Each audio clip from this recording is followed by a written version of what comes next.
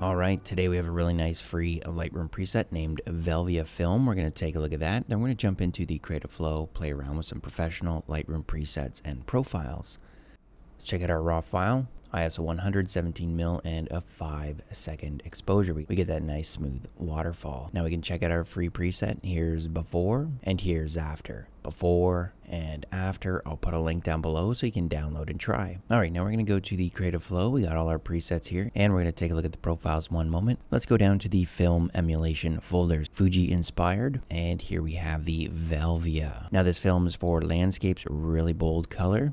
And it's also really great for macro work.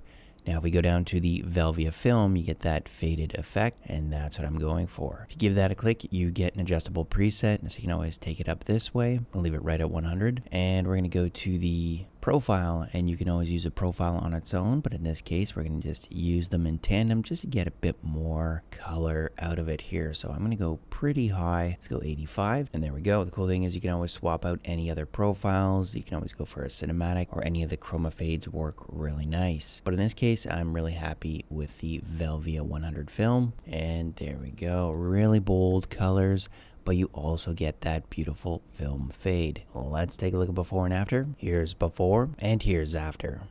Alright, again, I'll put a link down below for the free version of this preset, and I'll also put a link to the Creative Flow, which includes over 1,200 Lightroom presets and 1,200 Lightroom profiles. Thanks for watching, and see you in the next video.